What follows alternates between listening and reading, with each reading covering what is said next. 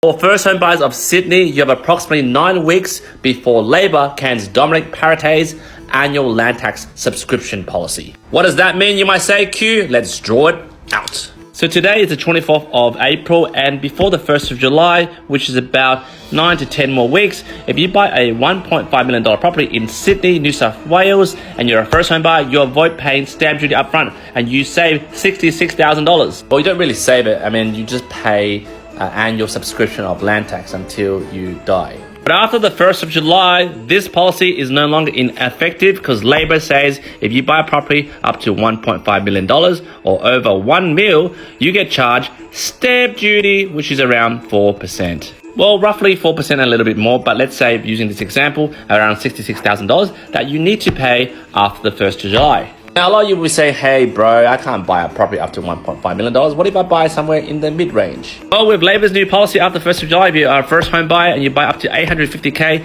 there is no stamp duty. Whilst before the cap was $650K, if you buy it before the 1st of July. And say if you want to buy a property that's over $850K but under $1 million, well, unfortunately, you would need to pay stamp duty, but pro rata after the 1st of July. Whilst here, before the 1st of July, you buy it from $650K to $1.5 million, you can opt for the annual land tax. Now, depending on what type of first home buyer you are, there's like 1, 2, 3, 4 quadrants which you are in favor of. I can tell you right now, all the first home buyers I'm speaking through TikTok, they book a call and they speak to me as valid data, they're going for quadrant 3. So they're all rushing to buy before the 1st of July because they want to buy a property between this price, but then they want to maximize the deposit by opting for the annual land tax. To give you a real example why they opt for quadrant 3 is because a couple that's buying $1.2 million of a property price, 5% deposit which they want to put down, which is about $60,000, and they currently have about $70,000.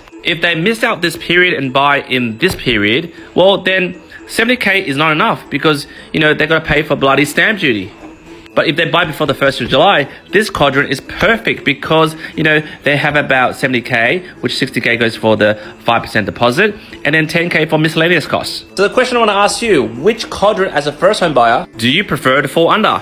Under $650K, no stamp duty, or for after the 1st of July, up to $150K, no stamp duty, or you're going for the higher price properties?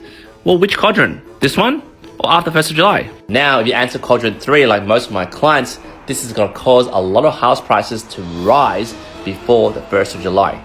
Yikes!